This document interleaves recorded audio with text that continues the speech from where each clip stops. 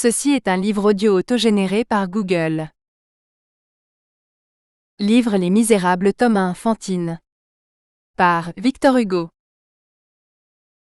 Livre 1er Injuste. Chapitre 1. Monsieur Myriel. En 1815, Monsieur Charles-François Bienvenu Myriel était évêque de Digne. C'était un vieillard d'environ 75 ans. Il occupait le siège de Digne depuis 1806. Quoique ce détail ne touche en aucune manière au fond même de ce que nous avons à raconter, il n'est peut-être pas inutile, ne fût-ce que pour être exact en tout, d'indiquer ici les bruits et les propos qui avaient couru sur son compte au moment où il était arrivé dans le diocèse. Vrai ou faux, ce qu'on dit des hommes tient souvent autant de place dans leur vie et surtout dans leur destinée que ce qu'ils font. Monsieur Myriel était fils d'un conseiller au Parlement d'Aix, noblesse de robe. On contait de lui que son père, le réservant pour hériter de sa charge, l'avait marié de fort bonne heure, à 18 ou 20 ans, suivant un usage assez répandu dans les familles parlementaires. Charles Myriel, nonobstant ce mariage, avait, disait-on, beaucoup fait parler de lui. Il était bien fait de sa personne, quoique d'assez petite taille, élégant, gracieux, spirituel. Toute la première partie de sa vie avait été donnée au monde et aux galanteries. La Révolution survint, les événements se précipitèrent, les familles parlementaires décimées, chassées, traquées se dispersèrent. Monsieur Charles Myriel, dès les premiers jours de la Révolution, émigra en Italie. Sa femme y mourut d'une maladie de poitrine, dont elle était atteinte depuis longtemps. Il n'avait point d'enfant. Que se passa-t-il ensuite dans la destinée de Monsieur Myriel? L'écroulement de l'ancienne société française, la chute de sa propre famille, les tragiques spectacles de 93, plus effrayants encore peut-être pour les émigrés qui les voyaient de loin avec le grossissement de l'épouvante, firent-ils germer en lui des idées de renoncement et de solitude? Fut-il, au milieu d'une de ces distractions et de ces affections qui occupaient sa vie, subitement atteint d'un de ces coups mystérieux et terribles, qui viennent quelquefois renverser, en le frappant au cœur, l'homme que les catastrophes publiques n'ébranleraient pas en le frappant dans son existence et dans sa fortune?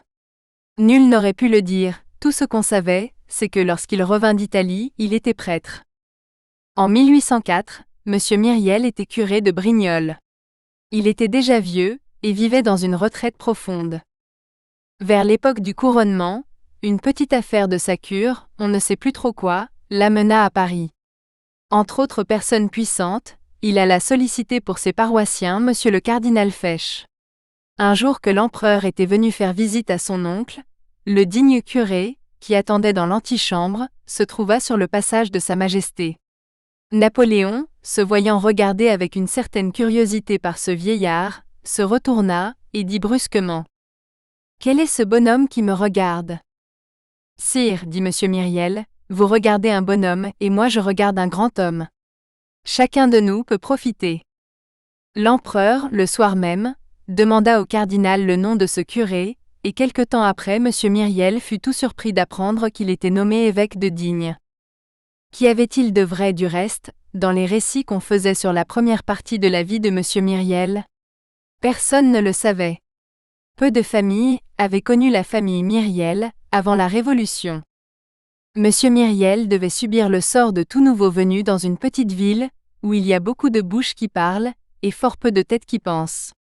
Il devait le subir, quoiqu'il fût évêque et parce qu'il était évêque.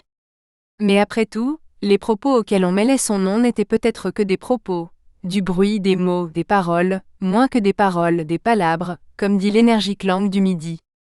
Quoi qu'il en fût, après 9 ans d'épiscopat et de résidence à Digne, tous ces racontages, sujets de conversation qui occupent dans le premier moment les petites villes et les petites gens, étaient tombés dans un oubli profond.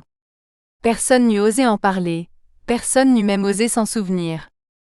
Monsieur Myriel était arrivé à Digne accompagné d'une vieille fille, Mademoiselle Baptistine, qui était sa sœur et qui avait 10 ans de moins que lui. Ils avaient pour tout domestique une servante du même âge que Mademoiselle Baptistine, et appelée Madame Magloire, laquelle, après avoir été la servante de Monsieur le curé, prenait maintenant le double titre de femme de chambre de Mademoiselle et femme de charge de Monseigneur. Mademoiselle Baptistine était une personne longue, pâle, mince, douce. Elle réalisait l'idéal de ce qu'exprime le mot respectable, car il semble qu'il soit nécessaire qu'une femme soit mère pour être vénérable. Elle n'avait jamais été jolie. Toute sa vie qui n'avait été qu'une suite de saintes œuvres, avait fini par mettre sur elle une sorte de blancheur et de clarté, et en vieillissant, elle avait gagné ce qu'on pourrait appeler la beauté de la bonté. Ce qui avait été de la maigreur dans sa jeunesse, était devenu dans sa maturité, de la transparence, et cette diaphanéité laissait voir l'ange. C'était une âme plus encore que ce n'était une vierge. Sa personne semblait faite d'ombre, à peine assez de corps pour qu'il y eût là un sexe, un peu de matière contenant une lueur. De grands yeux toujours baissés, un prétexte pour qu'une âme reste sur la terre. Madame Magloire était une petite vieille blanche, grasse, replète, affairée, toujours haletante, à cause de son activité d'abord, ensuite à cause d'un asthme. À son arrivée, on installa Monsieur Myriel en son palais épiscopal, avec les honneurs voulus par les décrets impériaux qui classent l'évêque immédiatement après le maréchal de camp. Le maire et le président lui firent la première visite, et lui de son côté fit la première visite au général et au préfet. L'installation terminée, la ville attendit son évêque à l'œuvre. Fin du chapitre. Chapitre 2. Monsieur Myriel devient Monseigneur Bienvenu. Le palais épiscopal de Digne était attenant à l'hôpital. Le palais épiscopal était un vaste et bel hôtel bâti en pierre au commencement du siècle dernier, par Monseigneur Henri Puget, docteur en théologie de la faculté de Paris, abbé de Simore, lequel était évêque de Digne en 1712. Ce palais était un vrai logis seigneurial.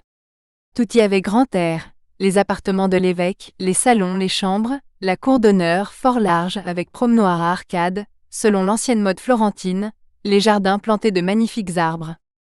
Dans la salle à manger, longue et superbe galerie qui était au rez-de-chaussée et s'ouvrait sur les jardins, Monseigneur Henri Puget avait donné à manger en cérémonie le 29 juillet 1714 à Messeigneurs Charles Brulart de Genlis, archevêque prince d'Embrun, Antoine de Mesgrigny, capucin, évêque de Grasse, Philippe de Vendôme, grand prieur de France, abbé de Saint-Honoré de Lérins, François de Berton de Grillon, évêque baron de Vence, César de Sabran de Forcalquier, évêque seigneur de Glandève et Jean Soinin, prêtre de l'Oratoire, prédicateur ordinaire du roi, évêque seigneur de Sonèze.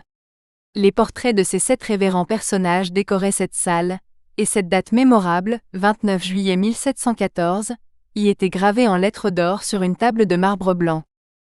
L'hôpital était une maison étroite et basse à un seul étage, avec un petit jardin. 3 jours après son arrivée, l'évêque visita l'hôpital. La visite terminée, il fit prier le directeur de vouloir bien venir jusque chez lui. « Monsieur le directeur de l'hôpital, lui dit-il, combien en ce moment avez-vous de malades ? » 26, monseigneur. C'est ce que j'avais compté, dit l'évêque. Les lits, reprit le directeur, sont bien serrés les uns contre les autres. C'est ce que j'avais remarqué.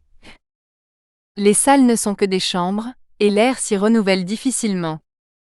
C'est ce qui me semble. Et puis, quand il y a un rayon de soleil, le jardin est bien petit pour les convalescents. C'est ce que je me disais. Dans les épidémies, nous avons eu cette année le typhus, nous avons eu une suette militaire il y a 2 ans, 100 malades quelquefois, nous ne savons que faire. C'est la pensée qui m'était venue. Que voulez-vous, monseigneur ? Dit le directeur, il faut se résigner. Cette conversation avait lieu dans la salle à manger galerie du rez-de-chaussée. L'évêque garda un moment le silence, puis il se tourna brusquement vers le directeur de l'hôpital. « Monsieur, dit-il, combien pensez-vous qu'il tiendrait de lits rien que dans cette salle ? » « La salle à manger de monseigneur !» s'écria le directeur stupéfait.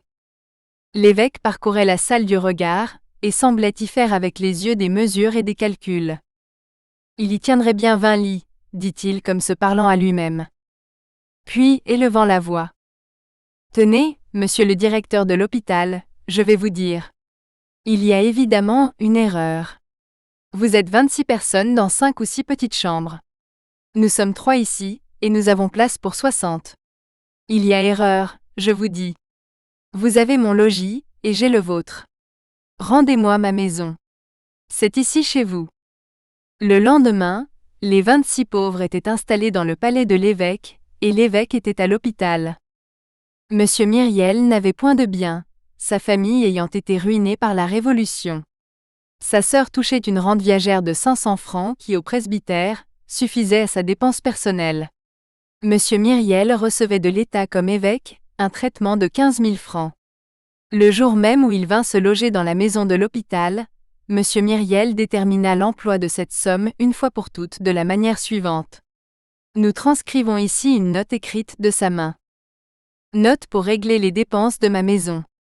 Pour le petit séminaire 1500 livres, congrégation de la mission 100 livres, pour les lazaristes de Montdidier 100 livres, séminaire des missions étrangères à Paris 200 livres, congrégation du Saint-Esprit 150 livres, établissement religieux de la Terre Sainte 100 livres, société de charité maternelle 300 livres, en sus, pour celle d'Arles 50 livres, œuvre pour l'amélioration des prisons 400 livres, œuvre pour le soulagement et la délivrance des prisonniers 500 livres pour libérer des pères de familles prisonniers pour dette 1000 livres, supplément au traitement des pauvres maîtres d'école du diocèse 2000 livres, grenier d'abondance des Hautes-Alpes 100 livres, congrégation des Dames de Digne de Manosque et de Sisteron, pour l'enseignement gratuit des filles indigentes 1500 livres, pour les pauvres 6000 livres, ma dépense personnelle 1000 livres, total 15 000 livres. Pendant tout le temps qu'il occupa le siège de Digne, Monsieur Myriel ne changea presque rien à cet arrangement. Il appelait cela, comme on voit, avoir réglé les dépenses de sa maison. Cet arrangement fut accepté avec une soumission absolue, par Mademoiselle Baptistine. Pour cette sainte fille, Monsieur de Digne était tout à la fois son frère et son évêque, son ami selon la nature, et son supérieur selon l'Église. Elle l'aimait, et elle le vénérait tout simplement. Quand il parlait, elle s'inclinait, quand il agissait, elle adhérait. La servante seule, Madame Magloire, murmura un peu. Monsieur l'évêque, on l'a pu remarquer, ne s'était réservé que 1000 livres, ce qui, joint à la pension de Mademoiselle Baptistine, faisait 1500 francs par an. Avec ces 1500 francs, ces deux vieilles femmes et ce vieillard vivaient. Et quand un curé de village venait à Digne, Monsieur l'évêque trouvait encore moyen de le traiter, grâce à la sévère économie de Madame Magloire et à l'intelligente administration de Mademoiselle Baptistine. Un jour, il était à Digne depuis environ 3 mois, l'évêque dit. Avec tout cela, je suis bien gêné. Je le crois bien, s'écria Madame Magloire. Monseigneur n'a seulement pas réclamé la rente que le département lui doit pour ses frais de carrosse en ville, et de tournée dans le diocèse. Pour les évêques d'autrefois, c'était l'usage. Tiens, dit l'évêque, vous avez raison, Madame Magloire. Il fit sa réclamation. Quelque temps après, le Conseil général, prenant cette demande en considération, lui vota une somme annuelle de 3000 francs, sous cette rubrique, allocation à Monsieur l'évêque pour frais de carrosse, frais de poste et frais de tournée pastorale. Cela fit beaucoup crier la bourgeoisie locale, et à cette occasion, un sénateur de l'Empire, ancien membre du Conseil des 500 favorable au 18 Brumaire et pourvu près de la ville de Digne d'une sénatorerie magnifique, écrivit au ministre des Cultes, M. Bigot de Préameneux, un petit billet irrité et confidentiel dont nous extrayons ces lignes authentiques. Des frais de carrosse? Pourquoi faire dans une ville de moins de 4000 habitants? Des frais de poste et de tournée? À quoi bon ces tournées d'abord? Ensuite, comment courir la poste dans un pays de montagne? Il n'y a pas de route. On ne va qu'à cheval. Le pont même de la Durance à Château-Arnoux peut à peine porter des charrettes à bœufs. Ces prêtres sont tous ainsi. Avides et avares. Celui-ci a fait le bon apôtre, en arrivant. Maintenant il fait comme les autres. Il lui faut carrosse et chaise de poste. Il lui faut du luxe comme aux anciens évêques. Oh! Toute cette prêtraille. Monsieur le comte, les choses n'iront bien que lorsque l'empereur nous aura délivré des calotins. À bas le pape, les affaires se brouillaient avec Rome. Quant à moi, je suis pour César tout seul. Etc., etc. La chose en revanche réjouit fort Madame Magloire. Bon, dit-elle à Mademoiselle Baptistine, Monseigneur a commencé par les autres, mais il a bien fallu qu'il finisse par lui-même. Il a réglé toutes ses charités. Voilà 3000 livres pour nous. Enfin. Le soir même, l'évêque écrivit et remit à sa sœur une note ainsi conçue. Frais de carrosse et de tournée. Pour donner du bouillon de viande aux malades de l'hôpital 1500 livres, pour la Société de charité maternelle d'Aix 250 livres, pour la Société de charité maternelle de Draguignan 250 livres, pour les enfants trouvés 500 livres, pour les orphelins 500 livres, total 3000 livres. Tel était le budget de M. Myriel. Quant au casuel épiscopal, rachat de bancs, dispenses, ondoiements, prédications, bénédictions d'église ou de chapelle, mariage, etc., l'évêque le percevait sur les riches avec d'autant plus d'âpreté qu'il le donnait aux pauvres. Au bout de peu de temps, les offrandes d'argent affluèrent. Ceux qui ont et ceux qui manquent frappaient à la porte de M. Myriel, les uns venant chercher l'aumône que les autres venaient y déposer. L'évêque, en moins d'1 an, devint le trésorier de tous les bienfaits et le caissier de toutes les détresses. Des sommes considérables passaient par ses mains, mais rien ne put faire qu'il changeât quelque chose à son genre de vie, et qu'il ajoutât le moindre superflu à son nécessaire. Loin de là. Comme il y a toujours encore plus de misère en bas que de fraternité en haut, tout était donné pour ainsi dire, avant d'être reçu, c'était comme de l'eau sur une terre sèche, il avait beau recevoir de l'argent, il n'en avait jamais. Alors il se dépouillait. L'usage étant que les évêques énoncent leur nom de baptême en tête de leurs mandements et de leurs lettres pastorales, les pauvres gens du pays avaient choisi, avec une sorte d'instinct affectueux, dans les noms et prénoms de l'évêque, celui qui leur présentait un sens, et ils ne l'appelaient que Monseigneur Bienvenu. Nous ferons comme eux, et nous le nommerons ainsi dans l'occasion. Du reste, cette appellation lui plaisait. J'aime ce nom-là, disait-il. Bienvenu corrige Monseigneur. Nous ne prétendons pas que le portrait que nous faisons ici soit vraisemblable, nous nous bornons à dire qu'il est ressemblant. Fin du chapitre. Chapitre 3. À bon évêque, dur évêché. Monsieur l'évêque, pour avoir converti son carrosse en aumône, n'en faisait pas moins ses tournées. C'est un diocèse fatigant que celui de Digne. Il a fort peu de plaines, beaucoup de montagnes, presque pas de route, on l'a vu tout à l'heure, 32 cures, 41 vicariats et 285 succursales. Visiter tout cela, c'est une affaire. Monsieur l'évêque en venait à bout. Il allait à pied quand c'était dans le voisinage, en carriole dans la plaine, en cacolet dans la montagne. Les 2 vieilles femmes l'accompagnaient. Quand le trajet était trop pénible pour elle, il allait seul. Un jour, il arriva à Senez, qui est une ancienne ville épiscopale, monté sur un âne. Sa bourse, fort à sec dans ce moment, ne lui avait pas permis d'autre équipage. Le maire de la ville vint le recevoir à la porte de l'évêché, et le regardait descendre de son âne, avec des yeux scandalisés. Quelques bourgeois riaient autour de lui. « Monsieur le maire, dit l'évêque, et messieurs les bourgeois, je vois ce qui vous scandalise. Vous trouvez que c'est bien de l'orgueil à un pauvre prêtre de monter une monture qui a été celle de Jésus-Christ. Je l'ai fait par nécessité, je vous assure, non par vanité. » Dans ses tournées, il était indulgent et doux, et prêchait moins qu'il ne causait. Il ne mettait aucune vertu sur un plateau inaccessible. Il n'allait jamais chercher bien loin ses raisonnements et ses modèles. Aux habitants d'un pays, il citait l'exemple du pays voisin. Dans les cantons où l'on était dur pour les nécessiteux, il disait « Voyez les gens de Briançon.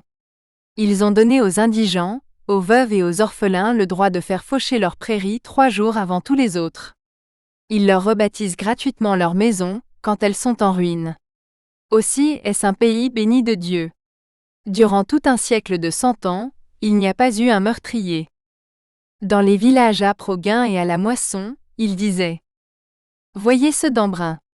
Si un père de famille, au temps de la récolte, a ses fils au service à l'armée et ses filles en service à la ville, et qu'il soit malade et empêché, le curé le recommande au prône, et le dimanche, après la messe, tous les gens du village, hommes, femmes, enfants, vont dans le champ du pauvre homme lui faire sa moisson, et lui rapportent paille et grains dans son grenier. Aux familles divisées par des questions d'argent et d'héritage, il disait « Voyez les montagnards de Devoluy, pays si sauvage qu'on n'y entend pas le rossignol une fois en 50 ans. Eh bien, quand le père meurt dans une famille, les garçons s'en vont chercher fortune, et laissent le bien aux filles, afin qu'elles puissent trouver des maris. Aux cantons qui ont le goût des procès, et où les fermiers se ruinent en papier timbré, il disait « Voyez ces bons paysans de la vallée de Queyras. Ils sont là 3000 âmes. Mon Dieu! C'est comme une petite république. On n'y connaît ni le juge, ni l'huissier. Le maire fait tout. Il répartit l'impôt, taxe chacun en conscience, juge les querelles gratis, partage les patrimoines sans honoraires, rend des sentences sans frais, et on lui obéit, parce que c'est un homme juste parmi des hommes simples. Au village où il ne trouvait pas de maître d'école, il citait encore ceux de Queyras. Savez-vous comment ils font ? Disait-il. Comme un petit pays de 12 ou 15 feux ne peut pas toujours nourrir un magistère, ils ont des maîtres d'école payés par toute la vallée, qui parcourent les villages, passant 8 jours dans celui-ci, 10 dans celui-là, et enseignant. Ces magistères vont aux foires où je les ai vus. On les reconnaît à des plumes à écrire, qu'ils portent dans la ganse de leur chapeau. Ceux qui n'enseignent qu'à lire ont une plume, ceux qui enseignent la lecture et le calcul ont 2 plumes. Ceux qui enseignent la lecture, le calcul et le latin ont 3 plumes. Ceux-là sont de grands savants. Mais quelle honte d'être ignorants. Faites comme les gens de Queyras. Il parlait ainsi, gravement et paternellement, à défaut d'exemples inventant des paraboles, allant droit au but avec peu de phrases et beaucoup d'images, ce qui était l'éloquence même de Jésus-Christ, convaincu et persuadant. Fin du chapitre. Chapitre 4. Les œuvres semblables aux paroles. Sa conversation était affable et gaie. Il se mettait à la portée des 2 vieilles femmes qui passaient leur vie près de lui. Quand il riait, c'était le rire d'un écolier. Madame Magloire l'appelait volontiers votre grandeur. Un jour, il se leva de son fauteuil et alla à sa bibliothèque chercher un livre. Ce livre était sur un des rayons d'en haut. Comme l'évêque était d'assez petite taille, il ne put y atteindre. Madame Magloire, dit-il, apportez-moi une chaise. Ma grandeur ne va pas jusqu'à cette planche.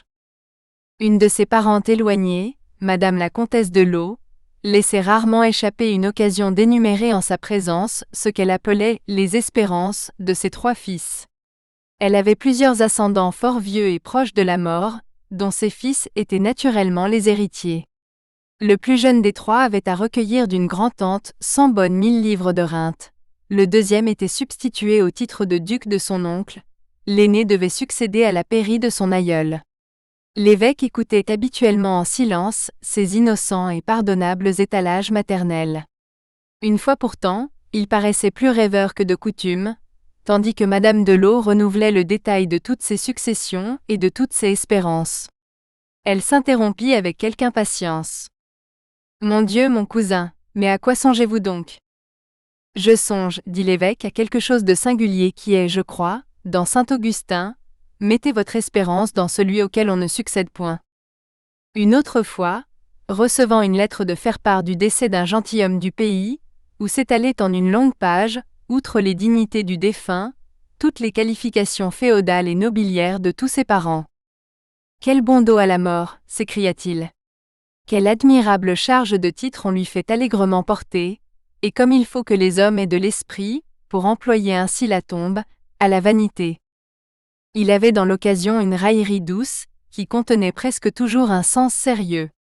Pendant un carême, un jeune vicaire vint à Digne et prêcha dans la cathédrale. Il fut assez éloquent.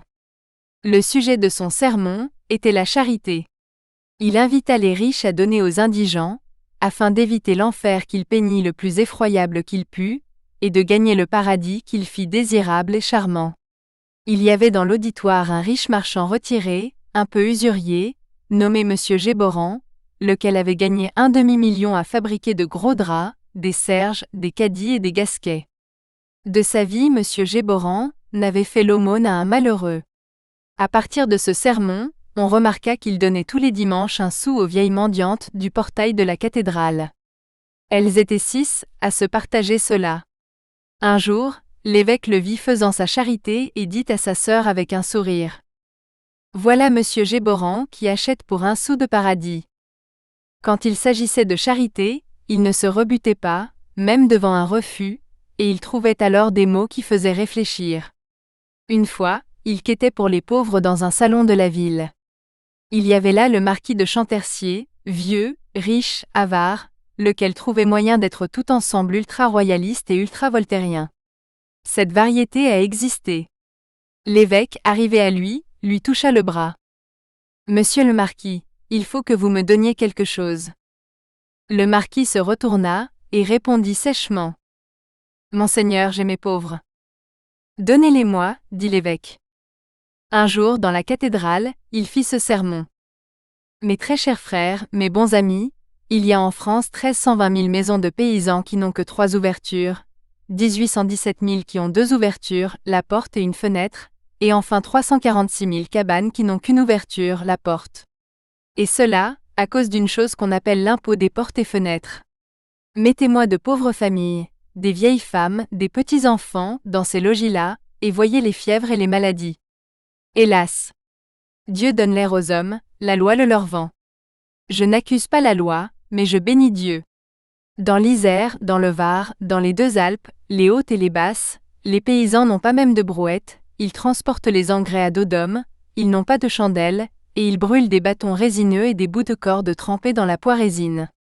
C'est comme cela dans tout le pays haut du Dauphiné. Ils font le pain pour 6 mois, ils le font cuire avec de la bouse de vache séchée. L'hiver, ils cassent ce pain à coups de hache et ils le font tremper dans l'eau 24 heures pour pouvoir le manger. Mes frères, ayez pitié, voyez comme on souffre autour de vous. Né provençal, il s'était facilement familiarisé avec tous les patois du Midi. Il disait « Ebe moussu c'est sagé », comme dans le bas Languedoc. ONTE accent aigu à Nara passa, comme dans les Basses Alpes. Puerte un buen mutu mb un buen frumas gras, comme dans le Haut-Dauphiné. Ceci plaisait au peuple, et n'avait pas peu contribué à lui donner accès près de tous les esprits. Il était dans la chaumière et dans la montagne comme chez lui. Il savait dire les choses les plus grandes, dans les idiomes les plus vulgaires. Parlant toutes les langues, il entrait dans toutes les âmes. Du reste, il était le même pour les gens du monde, et pour les gens du peuple. Il ne condamnait rien hâtivement, et sans tenir compte des circonstances environnantes. Il disait « Voyons le chemin par où la faute a passé. » Étant, comme il se qualifiait lui-même en souriant, un ex-pécheur, il n'avait aucun des escarpements du rigorisme, et il professait assez haut, et sans le froncement de sourcils des vertueux féroces, une doctrine qu'on pourrait résumer à peu près ainsi. L'homme a sur lui la chair qui est tout à la fois son fardeau et sa tentation. Il la traîne et lui cède. Il doit la surveiller, la contenir, la réprimer, et ne lui obéir qu'à la dernière extrémité. Dans cette obéissance-là, il peut encore y avoir de la faute, mais la faute ainsi faite est vénielle. C'est une chute, mais une chute sur les genoux, qui peut s'achever en prière. Être un saint, c'est l'exception, être un juste, c'est la règle. Errez, défaillez, péchez, mais soyez des justes. Le moins de péché possible, c'est la loi de l'homme. Pas de péché du tout est le rêve de l'ange. Tout ce qui est terrestre est soumis au péché. Le péché est une gravitation. Quand il voyait tout le monde crier bien fort, et s'indigner bien vite. Oh! Oh, disait-il en souriant, il y a apparence que ceci est un gros crime que tout le monde commet. Voilà les hypocrisies effarées, qui se dépêchent de protester, et de se mettre à couvert. Il était indulgent pour les femmes et les pauvres, sur qui pèse le poids de la société humaine. Il disait « Les fautes des femmes, des enfants, des serviteurs, des faibles, des indigents et des ignorants sont la faute des maris, des pères, des maîtres, des forts, des riches et des savants. » Il disait encore « À ceux qui ignorent, enseignez-leur le plus de choses que vous pourrez, la société est coupable de ne pas donner l'instruction gratis, elle répond de la nuit qu'elle produit. Cette âme est pleine d'ombre, le péché s'y commet. Le coupable n'est pas celui qui y fait le péché, mais celui qui y a fait l'ombre. » Comme on voit, il avait une manière étrange et à lui de juger les choses. Je soupçonne qu'il avait pris cela dans l'Évangile. Il entendit un jour conter dans un salon un procès criminel qu'on instruisait et qu'on allait juger. Un misérable homme, par amour pour une femme et pour l'enfant qu'il avait d'elle, à bout de ressources, avait fait de la fausse monnaie. La fausse monnaie était encore punie de mort à cette époque. La femme avait été arrêtée, émettant la première pièce fausse fabriquée par l'homme. On la tenait, mais on n'avait de preuves que contre elle. Elle seule pouvait charger son amant, et le perdre en avouant. Elle nia. On insista. Elle s'obstina à nier. Sur ce, le procureur du roi avait eu une idée. Il avait supposé une infidélité de l'amant, et était parvenu, avec des fragments de lettres savamment présentés, à persuader à la malheureuse qu'elle avait une rivale, et que cet homme la trompait. Alors, exaspérée de jalousie, elle avait dénoncé son amant, tout avoué, tout prouvé. L'homme était perdu. Nous espérons que vous avez apprécié cet aperçu. Pour continuer à écouter ce livre audio sur Google Play Livres, utilisez le lien dans la description de la vidéo.